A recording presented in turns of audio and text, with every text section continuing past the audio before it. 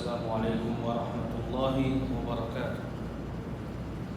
آج کے خطبے کا عنوان ہے منشیات انسانیت دشمن۔ الحمدللہ والصلاۃ والسلام علی رسول اللہ، ما بعد۔ یقیناً تمام تعریفیں اللہ کے لیے ہیں، اللہ کے علاوہ کوئی بھی معبود برحق نہیں، وہ یکتا ہے، اکیلا ہے، اس کا کوئی بھی شریک نہیں۔ اور میں یہ بھی گواہی دیتا ہوں کہ جناب محمد رسول اللہ صلی اللہ علیہ وسلم اللہ تعالیٰ کے بندے اور اس کے آخری رسول ہیں۔ اللہ تعالیٰ آپ پر، آپ کی آل پر اور تمام صحابہ کرام پر ڈھیروں درود و سلامتی نازل فرمائے۔ حمد و ثنا کے بعد اللہ کے بندو، اللہ تعالیٰ قرآن مجید میں ارشاد فرماتے ہیں، یقیناً ہم نے اولاد آدم کو بڑی عزت دی اور انہیں خشکی اور تری کی سواریاں دیں اور انہیں پاکیزہ روزیاں دیں اور اپنی بہت سی مخلوق پر انہیں فضیلت عطا فرمائی۔ اللہ عز و جل نے انسان کو بہت ساری خوبیوں سے نوازا ہے، جن کے سبب وہ جمادات، حیوانات اور نباتات، نیز جن وغیرہ جیسی بہت ساری مخلوقات سے انسان ممتاز ہے۔ اللہ نے انسان کو عقل و شعور اور فہم و تدبر سے نوازا۔ عقل انسان کے لیے اللہ کی نعمتوں میں سے ایک بہت بڑی اہم نعمت ہے، جس سے وہ خیر و شر میں تمیز و فرق کرتا ہے، نفع و نقصان کو سمجھتا ہے، اسی سے وہ اپنی زندگی میں کامیابی حاصل کرتا ہے، اسی سے وہ امور و مسائل میں غور و فکر کرتا ہے، اسی سے وہ فائدہ اٹھاتا ہے، اسی سے قومیں عروج پر جاتی ہیں اور زندگی کو فروغ ملتا ہے۔ عقل ایک قیمتی جوہر ہے، وقلاء و اہل و دانش اس کی فضیلت و اہمیت کے اعتراف اور خسارہ نقصان کے خدشے سے اس کی حفاظت و رعایت کرتے ہیں۔ اللہ کے بندو، انسان جب عقل و شعور کھو دیتا ہے تو وہ اپنے اور حیوانات و جمادات کے بیچ فرق نہیں کر پاتا۔ جو عقل و شعور سے ہی محروم ہو، اس میں بھلا کیا فائدہ ہوگا، بلکہ وہ اپنے گھرانہ اور معاشرہ و سماج کے لیے ایک بوجھ ہے۔ یہ بیش قیمت نعمت عقل جو انسان کو ملی ہے، اگر اس کی حفاظت نہ کرے اور اسے خود ہی ضائع برباد کر دے تو اس سے زیادہ بد نصیب اور محروم شخص کوئی نہیں۔ شرابی جب شراب کا جام لٹھیتا ہے یا کسی نشہ آور چیز کو گھونٹ لیتا ہے یا کوئی نشہ آور ناک سے چیز لیتا ہے تو وہ اپنی عقل کھو دیتا ہے اور انسانیت کے دائرے سے نکل جاتا ہے اور جرم و بے حیائی کا لبادہ وہ اوڑھ لیتا ہے۔ پھر تو زندگی ہی بیکار ہو جاتی ہے اور نشے کا شکار انسان اپنے رب کو بھول جاتا ہے، وہ اپنے پر ہی ظلم کرتا ہے، حیا کا دامن چاک کر ڈالتا ہے اور بسا اوقات یہی چیز اس کی موت کا سبب بھی بن جاتی ہے۔ اس طرح وہ اپنے بچوں کو یتیم و بے سہارا اور اپنی بیوی کو بیوہ بنا ڈالتا ہے۔ اس طرح سے وہ پانچوں میں سے ایک ضرورت کو نظر انداز کر دیتا ہے، جس کی حفاظت پر تمام آسمانی ادیان و شریعت کا اتفاق ہے، اور وہ ہے عقل کی ضرورت۔ نشہ آور اشیاء یا منشیات کا استعمال کے سبب اپنی عقل و شعور سے محروم انسان اپنا اور معاشرے کا بھی برا کرتا ہے، اپنی قوم ملت کو رسوا کرتا، امن و امان میں خلل ڈالتا ہے اور اپنے معاشرے کو ہراساں کر دیتا ہے۔ منشیات کا استعمال کرنے والے اپنے زیر اختیار معاملہ اور اپنی عقل و شعور پر قابو نہیں رکھ پاتا۔ اللہ کے بندو، تعجب تو اس بات پر ہوتا ہے کہ جو کوئی اپنے ہی مال سے اپنے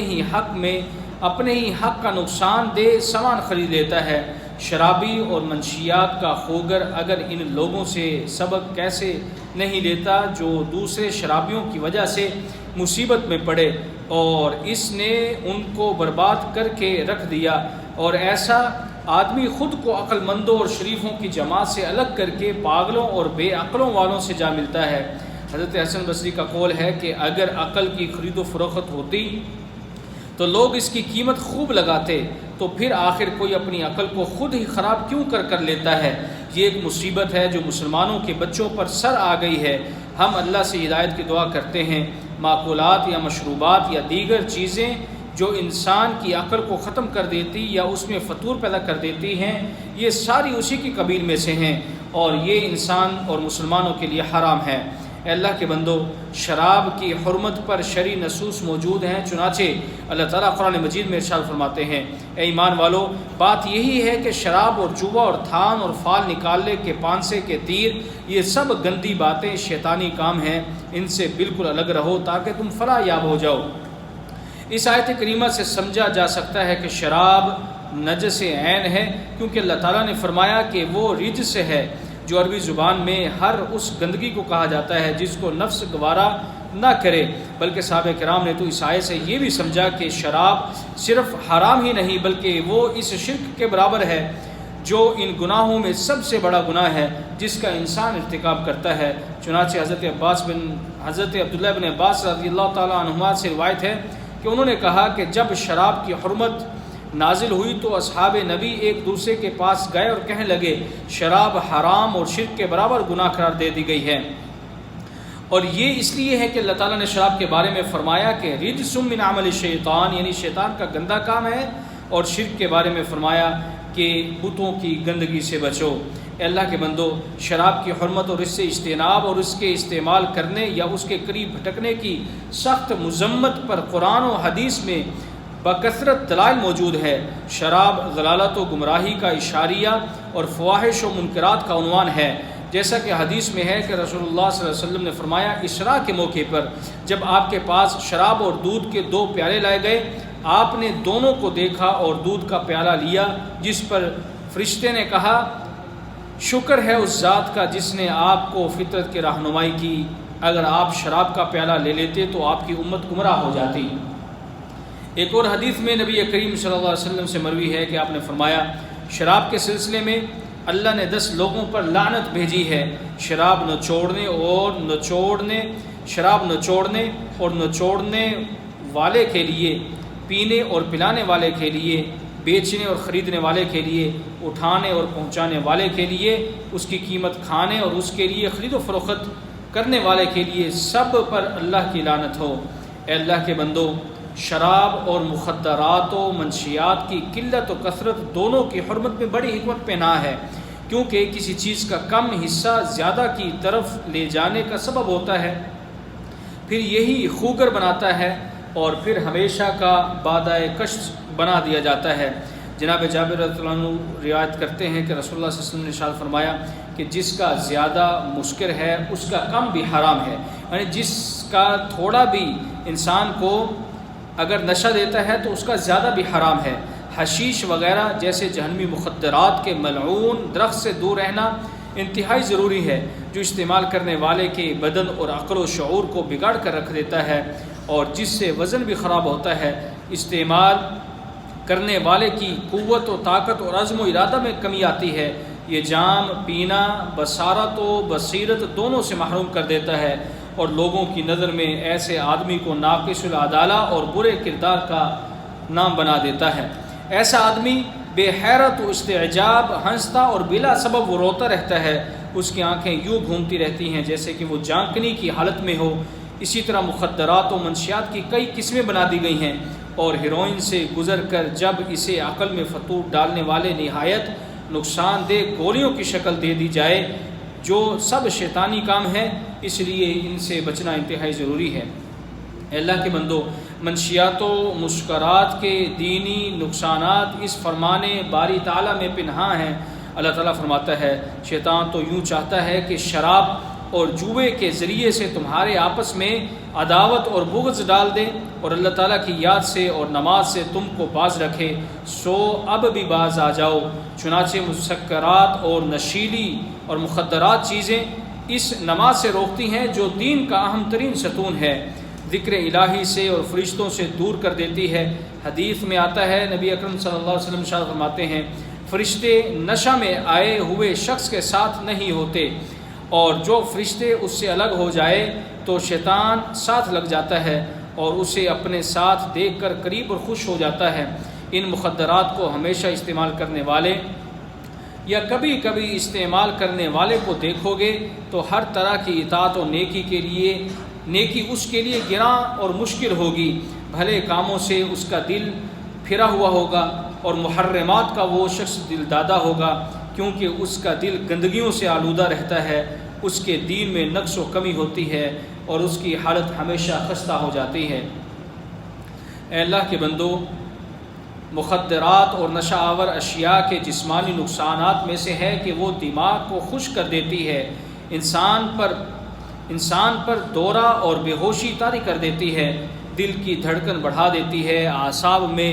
تشجیع پیدا کر دیتی ہے اور جوڑوں کو بھی وہ شل کر دیتی ہے، اسی طرح جریان خون کے نظام کو بھی معطل کر دیتی ہے، استعمال کرنے والے کے اندر خوف و ہراس اور بے چینی پیدا کر دیتی ہے۔ ایسا شخص ہر چیخ و پکار کو اپنے ہی خلاف سمجھتا ہے، ڈرونی چیزیں ہر چہار جانب سے اس کو گھیر لیتی ہیں، وہ برے انجام اور خراب و مہلک مرض سے ڈرتا رہتا ہے، چنانچہ وہ ہر طرح کی خوبی و کمال سے محروم اور ہر طرح کی خرابی سے وہ آلودہ ہو جاتا ہے۔ طرح طرح کے مخدرات و منشیات سے متاثر ہو کر نہ جانے کتنے جرائم کا وہ شخص ارتکاب کرتا ہے اور اس کا مرتکب ہوتا ہے، اور انسانی عقل و ارادہ کے باقی نہیں رہنے پر کتنے فحش اور گناہ کے کام وہ سر انجام دیتا ہے، کتنی حرمتیں پامال ہوتی ہیں، کتنے مال چوری ہوتے ہیں، آمد و رفت کے کتنے حادثے ہوتے ہیں، اور کتنے بے قصور مرد و زن کا اغوا ہوتا ہے۔ یہ سب چیزیں مخدرات و منشیات سے متاثر ہونے کی وجہ سے اس شخص سے سرزد ہوتی ہیں۔ اے اللہ کے بندو، ہمارے دشمن مومن کے معاملے میں کوئی کسر باقی نہیں چھوڑتے ہیں،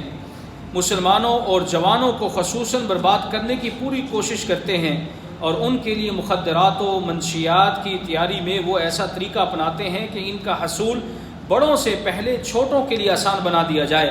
والدین اور سرپرست حضرات پر اس اہم معاملے کی بڑی ذمہ داری ہے کہ وہ بچے ان مخدرات و منشیات کا خاص نشانہ و ہدف ہیں، اس لیے ان کی نگرانی آپ کی ذمہ داری ہے۔ اسی طرح اخلاص اور سچی نیت کے ساتھ یہ دعا بھی کہ اللہ اس مہلک وبا سے ہم سب کو بچائے۔ اس وبا اور مصیبت کو ختم کرنے میں ایک دوسرے کو تعاون دینا ہی مضبوط ہتھیار ہے آج کے زمانے میں۔ اس خطرناک وبا کے سلسلے میں ہماری گفتگو نصیحت و خیر خواہی، توجیہ و ارشاد اور احتیاط برتنے کی بات بتانے کے طور پر ہے۔ اے اللہ کے بندو، ہمارے پاس ہمارے چاروں طرف دشمن مسلم جوانوں کو تباہی و بربادی کی راہ پر گامزن کرنے اور لگانے کی کوشش میں ہیں، اس لیے ان کے والدین پر ضروری ہے کہ وہ استقامت اور اصلاح نیز ہر طرح کے مضر و نقصان دہ چیز سے اپنی اولاد کو دور رکھیں اور ان کی تربیت کریں، کیونکہ فرمان باری تعالیٰ ہے، ایمان والو تم اپنے آپ کو اور اپنے گھر والوں کو اس آگ سے بچاؤ جس کا ایندھن انسان ہے، اور پتھر جس پر سخت دل مضبوط فرشتے مقرر ہیں، جنہیں جو حکم اللہ تعالیٰ دیتا ہے اس کی وہ نافرمانی نہیں کرتے، بلکہ جو حکم انہیں دیا جاتا ہے اسے بجا لاتے ہیں۔ اس لیے مسلمانوں، ہمارے اوپر جو ذمہ داریاں ہیں وہ ہمیں پوری کرنی چاہیے۔ ہم اپنے ساتھ ساتھ اپنے بھائیوں، اپنے ملک کو، شہر اور مسلمانوں کی حرمتوں کی غیرت رکھنے والے سبھی حضرات کو دعوت دیتے ہیں کہ وہ امن و امان کی ذمہ داری کو اپنا تعاون دے اور امن و امان کو قائم رکھیں، کیونکہ اللہ تعالیٰ قرآن مجید میں ارشاد فرماتا ہے کہ نیکی اور پرہیزگاری میں ایک دوسرے کی امداد کرتے رہو اور گناہوں، ظلم و زیادتی میں مدد نہ کرو۔ یہ ہم سب کی ذمہ داری ہے کہ ہم ایک دوسرے کا سہارا بنیں اور تعاون کریں، اور ایک دوسرے کو سمجھائیں کہ یہ مخدرات کسی کے حق میں نہیں اور یہ کسی کو فائدہ نہیں دے سکتے، بلکہ یہ خود بھی اور پوری قوم کو بھی اپاہج کر کے رکھ سکتے ہیں۔ اللہ تعالیٰ ہمارے ملک و وطن کی اور ہمارے بچوں اور جوانوں کی اور ہماری نوجوان نسل کی اس مہلک بیماری سے حفاظت فرمائے، اور جو کچھ اس خطبے میں سنا ہے اللہ تعالیٰ اس پہ کما حقہ عمل کرنے کی توفیق عطا فرمائے۔ سبحان ربک رب العزت عما یصفون وسلام علی المرسلین والحمد للہ رب العالمین۔